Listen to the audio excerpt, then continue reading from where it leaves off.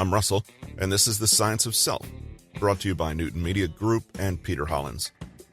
Stick around, and we'll help you change your life from the inside out. Today is March 30th, 2022.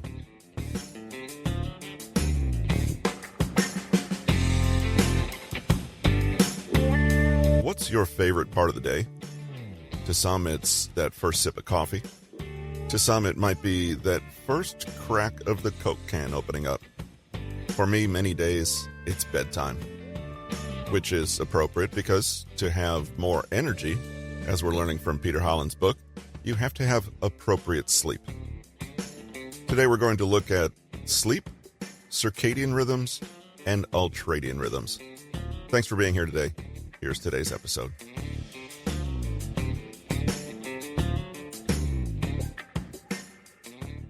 How do we improve our sleep? The first step is to understand your sleep biology, and the next is to learn to work with it so you're waking up refreshed each morning and with a full tank. Your circadian rhythm is your body's own inbuilt sense of when to wake and when to sleep. Parts of your body perceive and respond to changes in light around you and move through cycles, with physical and behavioral changes occurring over a 24-hour period. Interfere with this cycle, and you push against your body's own physiological clock. A common way we all do this is to surround ourselves with harsh, artificial light at times of the day that our ancestors would have spent in darkness or low light. Your rhythms are set by light in the environment. If you're in the habit of using LED displays on devices a few hours before bed, starting to phase them out can do wonders for your sleep quality. If you must use these devices, install apps that turn down the blue light and amp up the yellow, or else dial down the screen brightness completely. Just as fading light signals bedtime to your body, bright light indicates that it's time to wake up. When you wake up in the morning, make a habit of exposing yourself to bright sunlight as soon as possible after you wake to kickstart your system. In fact, when it comes to sleep, routine and consistency are the goal. Pay attention to the times you wake up and go to bed, and maintain a fixed routine, making sure to keep your sleeping hours properly dark and your waking hours as bright as possible. Do everything you can to cut down on blinking lights in your bedroom, and invest in blackout curtains, especially in summer. Keep naps to a minimum, 20 minutes at most, and time them for early afternoon, no later. Finally, take some time to figure out your chronotype, i.e., your unique pattern of wakefulness. Are you an early riser who goes to bed early too? Or are you a night owl who only really peps up at around 10:30 in the morning? We're all different. And this has been borne out through psychological testing and categorizing of people into larks, early birds, or night owls. The key is to recognize and respect your own needs and limitations. If you've always been someone who falls asleep early in the evening, go with it. Wake early, do most of your work and exercise in the morning, and allow yourself to cycle down naturally as the day wears on. Make adjustments so that you work with rather than against your natural rhythms. Mental and emotional factors play heavily into the quality of sleep, too. We know that a poor night's sleep will leave you feeling bad during the day, but the experiences you have in your waking life can carry over to your sleep, too. In fact, many people's sleep disorders are vicious cycles and reinforcing behaviors that keep poor sleep habits going. Do whatever you can to reduce stress in your life. Take frequent breaks throughout the day. Even a 5-minute pause to meditate quietly or focus on deep breathing is enough to lower your cortisol levels and help you find your center again. One of the best things you can do to improve your sleep quality is to have a daily bedtime ritual you can depend on. You can decide on exactly what will work for you, but the important thing is that it's a habit, and it's something that signals your body that it's time for sleep. Do stressful, energetic things earlier in the day and save quieter, slower activities for before bed.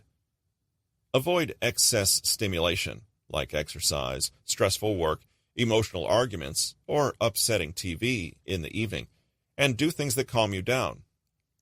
A hot bath, visualization, a massage, yoga, a little light reading, or taking the time to do a little beauty ritual will all put you in a relaxed state of mind. If you're someone who has difficulty with insomnia or poor sleep hygiene, a big part of your ritual will be to program yourself with a more relaxed attitude toward sleep in general. Deliberately take the time to wind down and empty your thoughts. Tell yourself, it's not the end of the world if you don't sleep properly. Just relax, take your time, and rest. If you haven't fallen asleep after around 20 minutes, get up out of bed and go somewhere else to do a calming activity. A cup of tea, doodling in a journal, or listening to a quiet podcast are all great ideas. Insomnia can feed on itself if you allow yourself to worry that you're not sleeping well. Your attitude towards sleep is just as important as the more practical factors. Actively remind yourself, it's okay if I don't fall asleep. I'll still get rest, even if I just hang out here for a while. Don't put pressure on yourself to sleep right. What could be more unrelaxing than that? If you can't fall asleep, don't linger in bed, or else you may create negative associations with that space. It's a good idea to reserve this area for sleep and sex solely. You might find that spending a little time making your own sleep sanctuary goes a long way toward telling your unconscious mind what to expect when you get into bed. Choose relaxing, decluttered decor. Good quality bedding, blackout curtains, breathable pajamas, and possibly sleep masks and earplugs will do wonders. Ensure your mattress is firm and doesn't keep you overly hot, and that the room is quiet, dark, and slightly colder than you'd normally like. Make sure there's good airflow without any drafts. Do something about snoring partners and or pets who hog all the space. Give yourself a pillow you love, and you're ready to go. Finally, if you're a frequent flyer or find yourself sleeping in hotels often, take some time to figure out ways to mediate the disruption. Over-the-counter melatonin pills can help with jet lag, and the occasional sleeping pill or natural remedy can help break a bad sleep cycle, when used only very occasionally, that is. Overall, there's a lot you can do to honor your natural limits and needs and work with your biology rather than fight it. In case you haven't noticed, the latter never works out well anyway. And this goes beyond just ensuring you get better sleep. Your circadian rhythm is about the complete ebb and flow of your energy throughout the day. There are certain times you're going to be more active and energized, and others you're going to be more mellow. Knowing when these times occur means you can schedule your life to better fit your natural cycles. People are not machines with uniform, unwavering energy levels no matter the time of day. Firstly, bear in mind that there's nothing innately superior about being a morning person, and you won't magically be more productive just because you forced yourself to wake up earlier or get more things done before lunchtime. As we've seen, this advice works for some chronotypes, but not everyone will actually be more productive this way. The old early to bed, early to rise wisdom is not for everyone, in other words. Rather, you need to look at the times when your body is naturally more awake and make sure you've scheduled your work to coincide with that. It doesn't matter whether this is comfortably done in the morning or almost midnight.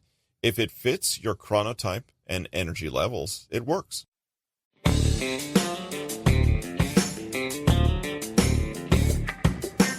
This has been The Science of Self.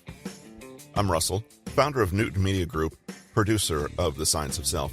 You can find us at newtonmg.com. If you have feedback on today's episode, email podcast at newtonmg.com. We'd love to hear from you. Join us again in 2 or 3 days for more ways to improve your life from the inside out. Thanks for listening.